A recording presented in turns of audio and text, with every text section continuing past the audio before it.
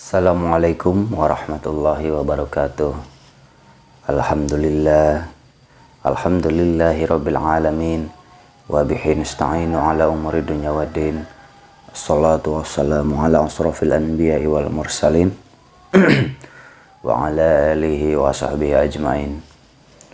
Allahumma salli wa sallim ala sayyidina wa maulana Muhammad. Allahumma salli wa sallim ala. Alhamdulillah, kita masih diberikan kesempatan untuk ngobrol di sini ya. Kali ini kita akan membahas suatu pemikiran-pemikiran yang sesungguhnya itu memperlama dalam belajar ya. Apa hal-hal yang memperlama dalam proses mempelajari ilmu-ilmu seperti ini ya. Jadi itu ada proses yang kurang pas. Saya belajar dari pengalaman. Usia saya 36 tahun. Nah, 36 tahun ini bukan berarti tiba-tiba bisa. Jadi dalam 30 tahun ini tentu mengalami hal-hal sesuatu, mengalami kejadian-kejadian di lapangan, dan tentu tahu tentang lapangan. Meskipun memang pada dasarnya di lapangan itu berbeda-beda ya. Tetapi kebetulan yang sering saya temukan adalah kurang pasnya dalam memberikan sesuatu. Jadi apa yang membuat kita lama, apa yang membuat kita susah mempelajari ilmu seperti ini, itu ternyata hanya dari teknik saja. Jadi ada bagian teknik yang memang kurang pas untuk orang itu. Karena apa? Karena setiap orang itu beda-beda cara, beda-beda celah. Jadi ketika kita berikan pelajaran ini, ternyata tidak sampai di pemikirannya. Kenapa? Karena memang pemikiran orang yang ini berbeda. Kita berikan lagi kepada yang ini, ternyata dia bisa. Karena pemikirannya sinkron dengan kita. Jadi penyebab utama kita dalam mempelajari ilmu gaib itu susah mengerti dan susah mendapatkan hasil dan susah memahami intinya. Kenapa bisa seperti itu? Seperti tadi, intinya tidak samanya antara pemikiran si guru dengan pemikiran si murid. Murid A, B, C, D. Nah, itu si guru belum tentu cocok dengan ketiga murid itu, yang A, B, C, D itu. Bisa saja yang A itu tidak paham, yang B paham, dan yang C tidak paham. Itu bisa terjadi. Ini akibat sinkronisasi ya antara guru dengan murid. Itu sering sekali terjadi. Penyampaian guru dengan yang menerima si murid itu nggak sampai. Hingga akhirnya hanya murid tertentu saja yang bisa memahami. Sedangkan murid yang lainnya tidak memahami. Nah itu wajar, itu sering terjadi di lapangan. Caranya adalah, caranya kita harus berdiskusi dengan si guru tersebut. Dan si guru itu harusnya memberikan pemahaman yang lebih mudah dimengerti oleh si murid itu, oleh siswa kita. Nah, jika belum mengerti juga, berarti antara guru dan murid itu sangat berbeda jauh pemikiran dan tidak bisa dipaksakan. Karena apa? Karena kemampuan si guru dalam menjelaskan itu terbatas. Dan tidak sama, semua guru itu tidak sama dalam menyampaikan, itu biasanya berbeda-beda dalam penyampaian. Dan kemampuan murid dalam menangkap itu juga nggak bisa dipaksakan. Kalau sudah betul-betul berusaha diskusi dengan guru dan tidak paham juga, berarti itu satu sama lain mempunyai kelemahan, yaitu yang satu susah menyampaikan, yang satu susah mengartikan gitu. Si murid susah sangat untuk mengartikan. Nah, di sini berarti si murid harus berusaha mencari guru lain yang betul-betul bisa menjelaskan dan dipahami oleh murid itu. Gitu. Dan untuk kita juga sebagai guru, kita bisa ambil hikmahnya. Berarti kalau murid belum mengerti juga, berarti kita harus mencari celah cara menjelaskan yang jelas seperti apa. Gitu. Karena daya tangkap murid itu beda-beda. Jadi kita juga harus mencari celah gimana caranya murid ini bisa menangkap dengan cepat. Itu faktor satu juga ya, yaitu faktor miskomunikasi atau kurang pas dalam komunikasi itu ya. Dan yang kedua ada lagi, biasanya kebanyakan kalau yang saya dapatkan di lapangan itu ya, terlalu berbelit-belit atau terlalu banyak memakai bahasa teori. Meskipun memang bahasa teori itu penting juga. Bahasa teori itu sangat dibutuhkan untuk bermasyarakat. Dalam bermasyarakat yang dikedepankan itu adalah bahasa-bahasa teori dan pelajaran-pelajaran teori. Kenapa? Karena bahasa teori itu bisa didengarkan. Ya, bahasa teori itu bisa didengarkan, jadi sangat penting untuk disampaikan. Bahasa teori itu seperti apa contohnya? Contohnya bahasa teori itu seperti ini ya. Misalkan cakra itu ada beberapa. Salah satu cakra adalah cakra ajna katanya. Nah, itu bahasa teori, cakra ajna. Nah, cakra ajna itu untuk indera keenam katanya. Itu adalah bahasa teori. Di ilmunya, di ilmu cakra itu. Nah, kalau menurut kita itu beda lagi bahasa. Biasanya disebut mata batin gitu. Itu disebut bahasa-bahasa teori, tetapi berbeda dengan bahasa praktek. Kalau bahasa praktek itu terkadang nggak kenal bahasa teori, tapi bisa dengan mata batinnya itu. Tapi mampu dengan terawangannya itu. Kita suka melihat, kadang ada ya di lapangan, dia itu bisa melihat sesuatu tapi dia nggak ngerti itu apa. Nah, itu namanya praktek. Dia pandai dalam praktek tapi tidak paham bahasa teori. Nah, seperti itu ya, bisa dicek di lapangan. Nah, kenapa? Kalau bahasa teori itu bisa dibaca dan bisa dihafalkan. Kita baca, kita hafalkan bahasa teori, maka kita ingat.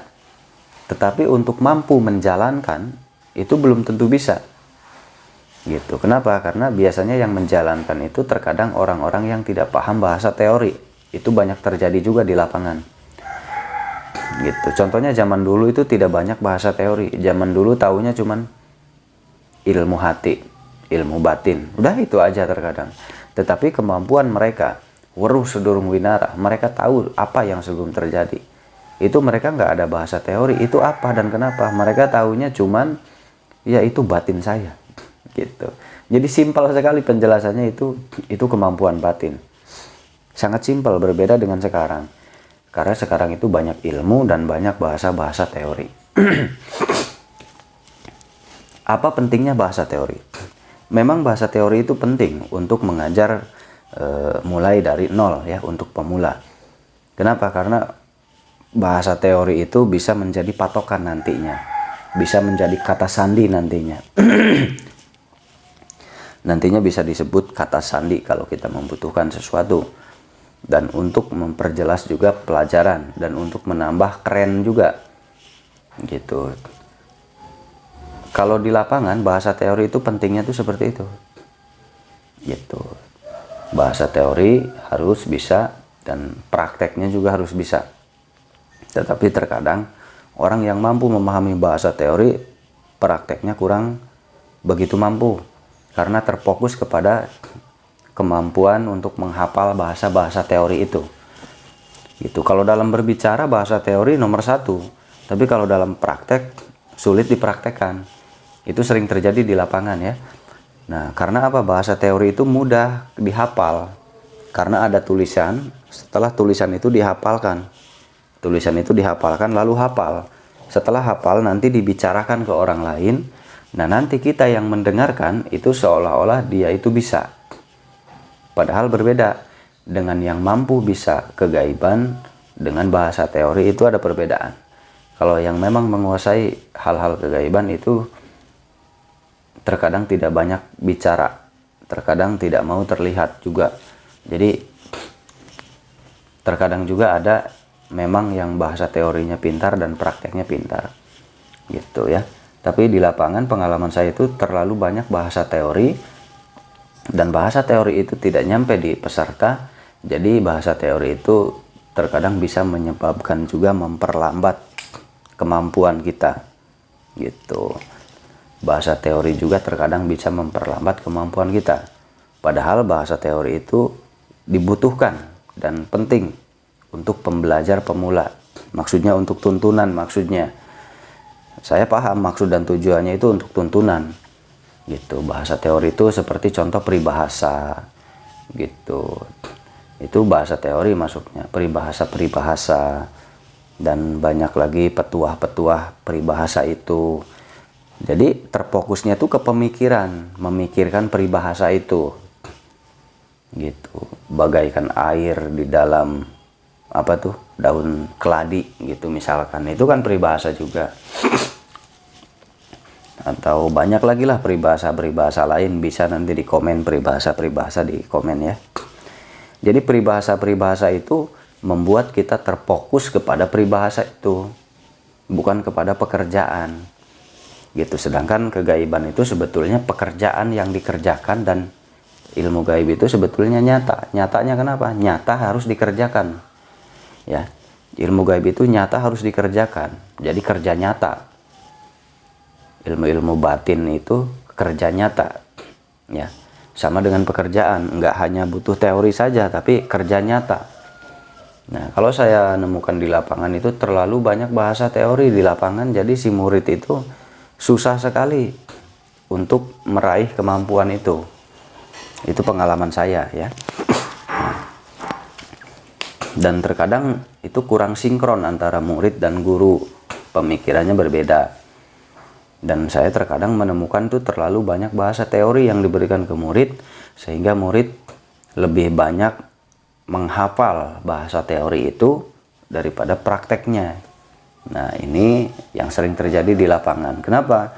Karena mungkin dari atas-atasnya tadinya memperbanyak bahasa istilah atau peribahasa. Mohon maaf, saya agak berbeda dengan yang lain. Mohon maaf, bukan memaksud menjatuhkan yang lain. Mohon maaf. Ini bicara ya memang apa adanya dari pengalaman saya pribadi ya.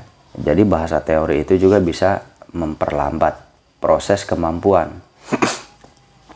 gitu. Memang ada yang bilang bahasa teori itu penting ya, saya juga akui bahasa teori juga penting. Untuk apa?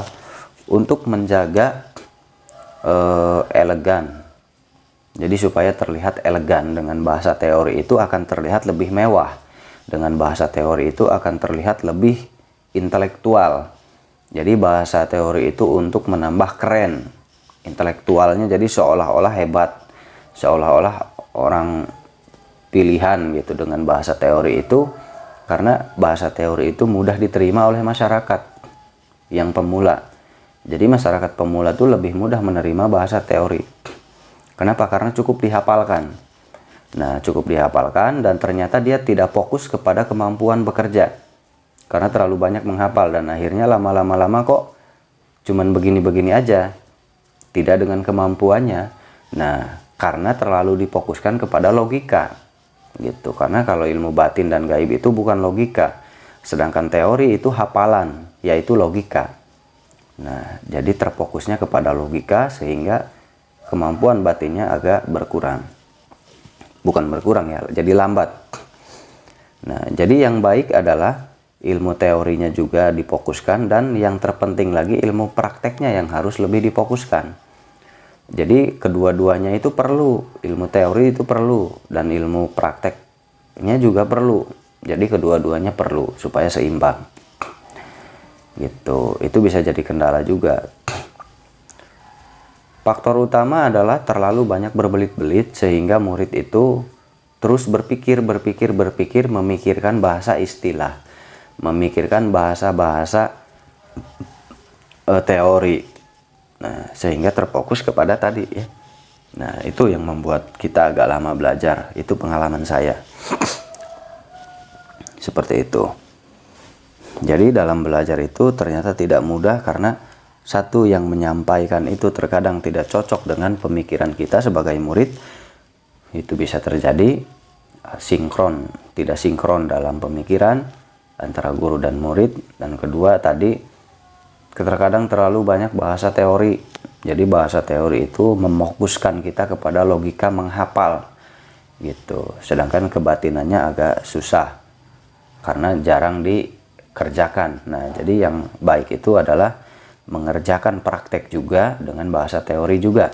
Itu lebih bagus ya. Nah, itu penyebab-penyebabnya. Ada lagi ketiga, kita itu terlalu memilih-milih dari penampilan. Misalkan dengan yang kita lihat.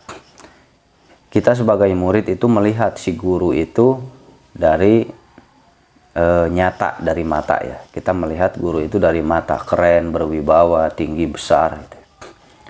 Padahal otak manusia itu bukan dilihat dari mata gitu, tapi dari, kalau ilmu gaib itu ya, mohon maaf, kalau ilmu gaib itu dilihatnya dari kejadian-kejadian nyata saja gitu. Maksud kejadian seperti apa? Kejadian ketika dia mengobati, atau istilahnya praktek kemampuannya yang terlihat gitu, atau karomahnya seperti apa guru itu gitu. Jadi bukan dilihat saja, tetapi dirasakan ada karomahnya enggak. Karomah itu, yang disebut karomah itu biasanya ya, orang guru itu, beliau itu sering masuk ke dalam mimpi. Jadi beliau sering datang ke mimpi-mimpi jamaahnya. Beliau itu sering masuk ke dalam mimpi-mimpi murid-muridnya. Beliau itu sering masuk ke dalam mimpi masyarakat gitu. Itu termasuk salah satu karomah. Itu salah satu karomah dari sang guru itu. Dan itu sangat sulit, mencapai karomah seperti itu sangat sulit, dan itu termasuknya tingkat tinggi sekali. Gitu, biasanya para guru-guru tertentu, para mursyid tertentu yang mampu menembus ke alam mimpi jamaahnya atau pengikutnya atau yang melihatnya. Itu sangat sulit. Dalam mimpinya beliau bisa menolong, bisa memberikan sesuatu, bisa menyapa. Banyak sekali gitu. Itu termasuk karomah dari beliau. Dan manusia yang mendapatkan karomah itu subhanallah itu luar biasa. Itu manusia tertentu dan pilihan ya. Enggak seperti kita. Kalau kita masih jauh untuk mendapatkan kemampuan seperti itu ya. Jadi seperti itu. Jadi bukan dari penampilan, tetapi kita teliti, kita lihat dari daya karomahnya juga gitu. Cara melihat daya karomahnya ya dari lingkungan sekitar gitu. Misal di lingkungan sekitar, oh saya pernah dimimpikan oleh beliau, beliau pernah datang ke mimpi saya. Itu bisa terjadi, itu guru itu adalah mursyid yang bagus dan sudah ada karomahnya. Dan karomah itu hidayah dari Allah, atau betul-betul anugerah dari Allah ya. Tidak bisa dicari dan tidak bisa diusahakan. Karomah itu datangnya dari ketulusan hati, ketulusan jiwa, mahabbah kepada Allah. Maka karomah itu akan timbul dengan sendirinya, dan orang tersebut belum tentu merasakan dengan kejadian-kejadian bahwa beliau itu sering menolong orang lewat mimpi, atau bahkan beliau itu bisa terlihat langsung gitu. Nah, jadi cara memilih mursyid guru itu ciri-cirinya seperti itu, sudah ada karomahnya gitu ya. Tetapi memang tidak bisa dipaksakan juga. Maksud dipaksakan tuh, kalau pemahaman menyampaikannya itu terkadang beda-beda meskipun sudah berkaromah. Cuman bedanya kalau sudah ada karomahnya, meskipun kita tidak memahami penyampaiannya, mudah-mudahan kita sebagai murid bisa mendapatkan berkahnya dari guru itu ya. Karena ridhonya guru kepada murid, maka itu akan mempermudah si murid itu mencapai ilmu ya, seperti itu. Jadi itu banyak penyebab ya, banyak sekali penyebab. Salah satunya seperti tadi ya, yang menyebabkan kita belajar. Dan terkadang juga itu penyampaian tadi tidak pas, terkadang juga dalam prakteknya itu tidak pas juga. Ya, jadi banyak praktek yang harus diberikan kepada murid. Kenapa? Karena belum tentu cocok. Karena belum tentu cocok praktek ini dengan si A, belum tentu cocok praktek ini dengan si B. Makanya dalam mempelajari ilmu itu terkadang beda-beda praktek. Kenapa beda-beda praktek? Karena mencari kecocokan dengan jiwanya murid kita. Nah, dengan jiwanya kita itu beda-beda praktek itu wajar. Kok dia begini, kok saya begini. Nah, itu menyesuaikan diri mereka, menyesuaikan jiwa mereka tuh kemana gitu ya. Jadi banyak sekali penyebab-penyebabnya. Jadi penyebab penguasaan ilmu itu bukan, sebetulnya pada dasarnya itu bukan dari masalah puasa berapa lama puasanya. Bukan, pengalaman saya bukan dari situ. Jadi kalau puasa itu puasa sunnah saja sebetulnya sudah cukup. Tetapi bagaimana pengelolaan batin kita, bagaimana selama kita belajar memanajemen batin kita. Jadi manajemen batin ini yang agak susah. Memanajemen hati dan pikiran itu yang sangat sulit. Karena kegaiban atau kebatinan seperti ini itu dari wilayah pemikiran dan hati dulu awal mulanya, nanti masuk ke kebatinan kita. Nah, itu yang membuat sulit. Jadi butuh proses panjang. Gitu. Prosesnya itu enggak sebulan 2 bulan, butuh tahunan. Jadi terkadang kita juga yang berpikir bahwa belajar ilmu gaib itu bisa sebulan 2 bulan, padahal itu salah pemikiran seperti itu. Mempelajari ilmu gaib itu butuh waktu bertahun-tahun. Jadi nggak sebentar ya, nggak sedikit waktu. Butuh waktu bertahun-tahun untuk kita merasakan hasil. Nah, dan dalam belajar juga tadi penyebab-penyebab kegagalan seperti itu. Terkadang kita sebagai murid itu melihat ya tadi, melihat memilih guru itu terlalu berlebihan sehingga kita salah pilih terkadang. Gitu. Intinya memilih guru itu harus, tetapi kita lihat guru ini baik nggak ya? Kalau baik ya udah gitu. Terkadang kita terlalu menghebat-hebatkan, lebih hebat mana? Lebih hebat si A atau lebih hebat si B. Nah, itu salah. Karena pada dasarnya semua ilmu itu sama, ya. Gitu. Kita jangan melihat hebat mana, belajar saja. Gitu. Nanti yang baiknya ambil, yang tidak baiknya jangan. Kita filter lagi gitu. Nah, jadi karena kita kan nggak tahu penyampaiannya yang mana yang mudah kita mengerti. Intinya dalam belajar ilmu itu, siapa yang pemahamannya mudah dipahami, maka itu berarti cocok dengan kita. Kalau sulit dipahami berarti tidak cocok dengan pemikiran kita. Itu saja, dalam belajar ilmu itu di situ aja intinya. Kalau cocok memahaminya, mudah dipahami, ya berarti kita lanjutkan. Kalau tidak mudah dipahami, berarti itu akan memperlambat waktu. Gitu. Tapi kalau kita tidak paham, kita wajib bertanya dulu kepada guru itu. Kalau jawabannya kurang pas, berarti kita cari guru lain supaya mempercepat waktu. Gitu. Karena biasanya waktu akan terbuang itu dari mencari bahasa istilah. Gitu. Bahasa istilah itu sering diterapkan dan itu memperlambat waktu. Itu pengalaman saya pribadi ya. Seperti itu. Ya, memang sulit belajar ilmu gaib itu ya. Karena tidak bisa dihafalkan. Kalau hafalan itu ilmu logika saja, ilmu pikiran, ilmu logika. Kita hafal sehingga kita bisa menyampaikan ke masyarakat banyak, ini adalah A, ini adalah B, ini adalah C. Itu sebetulnya bahasa teori itu penting karena akan dilihat oleh orang lain kita itu lebih elegan, kita lebih berpendidikan gitu. Jadi untuk menunjang seolah-olah kita tuh berpendidikan gitu. Karena pendidikan itu kan logika, hafalan. Nah, sedangkan kebatinan itu bukan hafalan. Terkadang itu nggak masuk logika.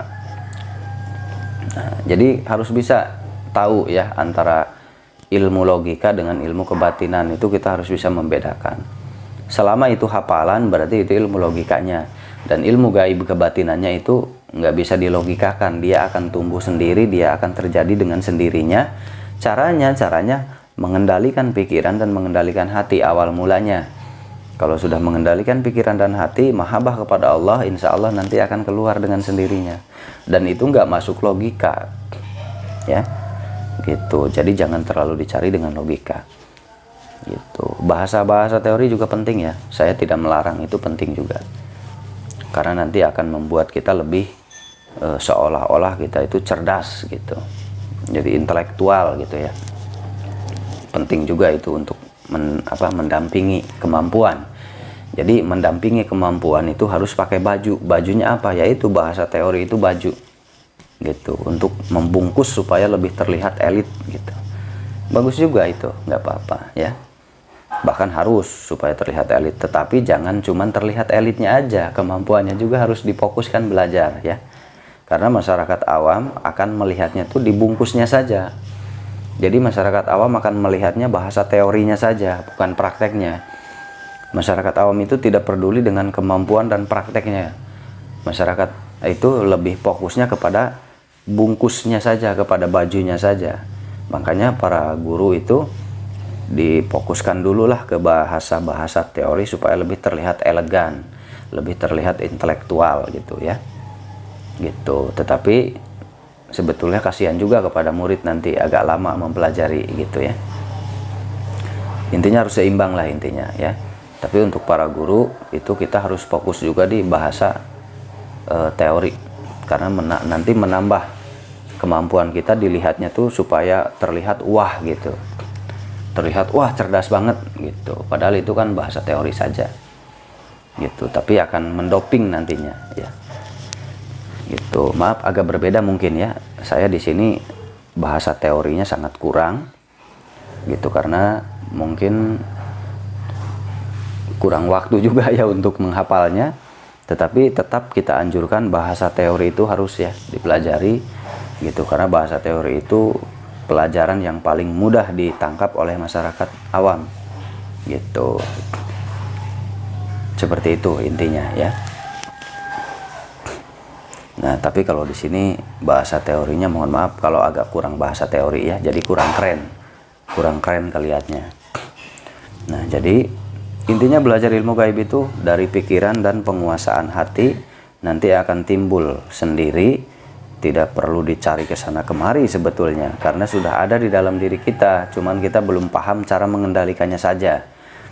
Ada titik-titik tertentu di dalam diri kita, dan saya tidak tahu bahasa teorinya apa ya, tapi intinya ada titik tertentu di dalam diri kita yang bisa membuka wilayah kebatinan kita. Dan itu butuh proses berminggu-minggu ya. Makanya kalau belajar di sini ada yang di atas 7 hari ke atas gitu. Nah, jadi itu kita untuk membuka titik itu. Nah, kalau namanya saya nggak tahu ya, biasa disebut apa di bahasa teori di luar sana gitu. Seperti itu kurang lebihnya.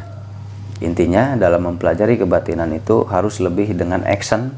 Kalau untuk mendapatkan kemampuan dan pengalaman gaib, pengalaman batin, itu dengan action, dengan aksi nyata mengerjakannya gitu. Itu untuk mendapatkan hasil yang lebih maksimal gitu, bukan dengan menghafal bahasa teori. Kalau bahasa teori itu manfaatnya untuk dilihat supaya kita itu berpendidikan tinggi, supaya kita dilihat itu lebih intelektualitasnya luas, supaya kita terlihat itu lebih berwawasan. Jadi itu untuk mendoping ya, atau istilahnya bungkus baju, untuk membungkus, untuk kemasan supaya terlihatnya tuh keren gitu. Jadi kemasan itu bahasa teori bermanfaat juga, manfaatnya ke arah situ. Dan kalau kebatinan itu dibutuhkannya kerja nyata gitu, kerja nyata yaitu dilaksanakan, dan susah untuk dibahasakan ya, intinya dikerjakan. Nah, jadi kedua belah pihak ini penting, ini harus ada. Bahasa teori dan kerja nyata kegaiban itu harus ada gitu, supaya sempurna nanti terlihatnya lebih bagus ya.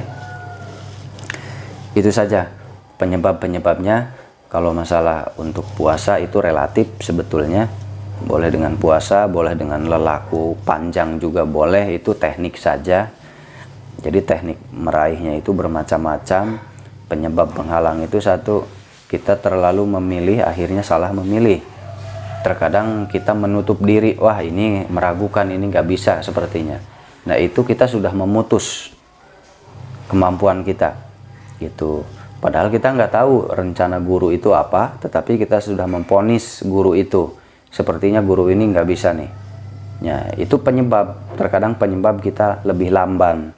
Bisa saja guru ini memberi ujian, kita langsung memvonis guru ini nggak mampu nih gini, akhirnya mundur. Nah, disitulah kemampuan kita akan terlarut-larut gitu, karena setiap guru itu pasti memberikan ujian ya. Guru sejati pasti memberikan ujian yang luar biasa, sehingga nanti akan terpilih murid-murid yang memang betul-betul istiqomah, murid-murid yang memang betul-betul mental baja, murid-murid yang memang betul-betul sudah siap gitu, daya tahannya bagus. Nah, disitulah jadi berat.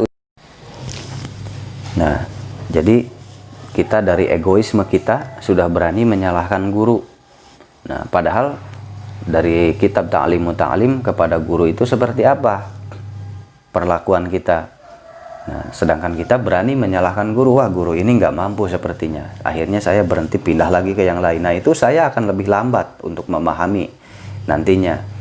Berarti yang membuat lambat untuk memahami kemampuan kita itu ya diri kita sendiri sebetulnya. Diri kita seolah-olah kita itu bisa, seolah-olah kita hebat, padahal kita itu masih mencari jati diri kita, belum jelas gitu. Cuman karena terbawa egoisme diri, jadinya makin lambat karena merasa kita tuh lebih paham dari guru kita sepertinya nih, sepertinya itu. Nah, sepertinya ini yang membuat bahaya. Jadi kalau untuk belajar, saya sarankan untuk saudara semua, saat kita belajar, terima pelajaran dengan baik, dicerna dengan baik, ikuti sampai selesai. Kita lihat hasilnya itu setelah selesai pendidikan, setelah selesai pelajaran, baru kita lihat kita ada kemampuan nggak gitu. Kalau belum selesai sudah mundur, itu kesalahan di diri kita. Egoisme kitanya terlalu tinggi sehingga menyebabkan makin lamanya kita mendapatkan kemampuan itu. Maka itu saran saya, bersihkan dulu hati, bersihkan dulu pikiran jika mau mempelajari hal-hal seperti ini. Kenapa? Karena akan percuma kalau hati kita dan pikiran kita kotor, akan percuma karena nanti akan berhenti di tengah jalan, lalu ya sia-sia saja. Gitu ya. Kegaiban itu susah dilogikakan. Tetapi ketika kita merasakan fenomena kegaiban itu sangat luar biasa sekali. Sangat luar biasa sekali terasanya gitu ya. Itu saja mungkin ya. Intinya belajar itu harus membuang egoisme diri, karena egoisme itu juga bisa menyebabkan kita lambat sekali memahami sesuatu. Jadi dengarkan, resapi, dan teliti dengan baik apa yang guru berikan, apa yang guru sampaikan. Itu saja. Gitu. Untuk lebih jelasnya pelajari, ada di kitab Ta'lim Muta'alim tentang belajar kepada guru ya, untuk para santri. Nah, supaya kita mendapatkan keridoan dari guru, karena keridoan dari guru itu luar biasa, sangat mendukung sekali, sangat mendukung kedepannya kita akan seperti apa gitu. Karena di guru itu ada tali benang ya, ada benang yang mengikat kepada murid-muridnya nanti. Jadi ilmu-ilmu yang dikuasai oleh muridnya itu ada ikatan benang ke gurunya, dan gurunya juga ada ikatan benang lagi ke gurunya. Jadi semacam energi yang menyangkut, saling mengait. Jadi energinya itu saling menyangkut, jadi saling mengait gitu ya, satu sama lain. Misal saya kepada guru-guru saya begini terkait, nanti kepada murid-murid saya terkait juga, nanti terus begitu. Nah, itu energi itu akan mengalir terus gitu ya. Jadi buanglah egoisme kita dalam belajar, itu juga penyebab utama ya. Dalam belajar itu ikhlas, kita dengarkan baik-baik, kita cerna, kita filter, kita ambil yang baik-baiknya, yang tidak baiknya jangan diambil. Itu kunci belajar ya. Kalau sudah ada tertanam egoisme dalam diri, itu yang akan memperlambat waktu belajar gitu. Bukannya lebih cepat, tapi makin lambat gitu, karena kita tidak fokus. Banyak tadi ya, seperti tadi contoh-contoh hal-hal yang bisa memperlambat ya kita belajar. Dan satu lagi yang lebih penting, ini sering terjadi orang terkena gangguan jiwa dalam mempelajari ilmu gaib ya. Banyak sekali saudara-saudara kita yang gugur di tengah perjalanan dengan gangguan jiwa ya. Jadi mempelajari ilmunya tuh jadi tidak bisa diteruskan karena mengalami gangguan jiwa. Nah, untuk menghindari gangguan jiwa ini agak butuh proses khusus. Makanya di sini kita programkan itu prosedural.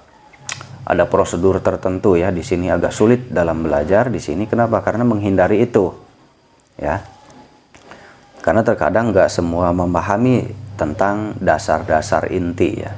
Dasar inti itu di dalam tubuh manusia itu ada sesuatu yang harus diaktifkan dulu agar tidak terjadi sesuatu. Gitu. Nah, ini kebanyakan di lapangan. Pengalaman saya pribadi itu banyak sekali teman-teman saya juga yang mengalami gangguan jiwa itu, dan bahkan banyak yang meninggal ya. Itu subhanallah, itu saya teliti ternyata dasarnya saja. Nah, maka dari itu kalau yang belajar jarak jauh, ikuti anjuran dari saya. Kalau tidak mengikuti anjuran dari saya, itu dikhawatirkan nanti terkena gangguan itu ya. Makanya saya keluarkan, kalau tidak mau mengikuti anjuran aturan dari saya, dari grup itu, maka pasti otomatis akan langsung dikeluarkan. Kenapa saya mengeluarkan saudara? Karena saya kasihan dengan saudara, nanti saudara batinnya akan terganggu. Nanti kalau saudara terkena gangguan jiwa kan kasihan gitu ya. Makanya otomatis oleh saya akan langsung dikeluarkan jika memang ada hal-hal indikasi itu. Gitu, karena kalau dikeluarkan kan saudara bisa selamat gitu. Itu alasan kenapa saya suka mengeluarkan seseorang tiba-tiba gitu ya. Karena ada indikasi yang mudah sekali dilihat akan kemana itu gitu. Jadi arah kejiwaan atau arah yang akan menimbulkan penyakit jiwa itu bisa dilihat sebetulnya, ada titik tertentu jika kita menelitinya. Makanya saya suka tiba-tiba mengeluarkan peserta yang belajar jarak jauh ya gitu. Makanya ada yang pernah bertanya, kok bisa belajar jarak jauh? Ilmu gaib itu bahaya belajar jarak jauh. Bahaya bagi yang tidak tahu ya, bahaya bagi yang tidak tahu caranya. Karena setiap ilmu itu ada caranya ya, mohon maaf. Jadi setiap ilmu itu punya cara dan punya sistem sendiri-sendiri. Kebetulan di sini kita ada cara dan ada sistem. Gitu. Memang kalau belum ke arah situ sulit. Ilmu gaib itu memang tidak boleh jarak jauh, tidak boleh. Kalau tidak memahami caranya, bahaya. Jadi harus tahu caranya supaya murid-murid kita itu teratasi ya, terawasi gitu.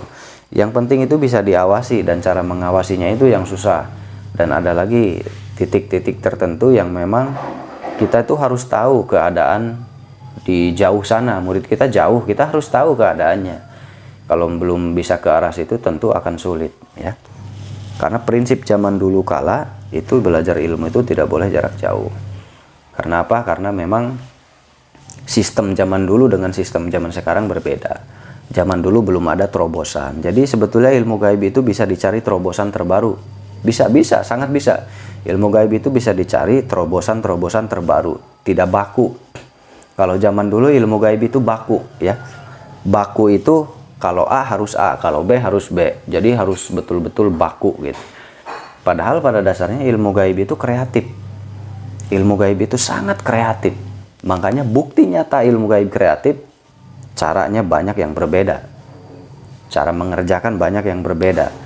Dan pendapat di ilmu gaib juga banyak yang berbeda. Itu sudah bukti bahwa ilmu gaib itu sangat kreatif. Ya, itu bukti jelas. Ilmu gaib itu sangat kreatif pada dasarnya. Nah, jadi jika kita mampu menciptakan terobosan terbaru, lebih mempermudah masyarakat, justru itu bagus.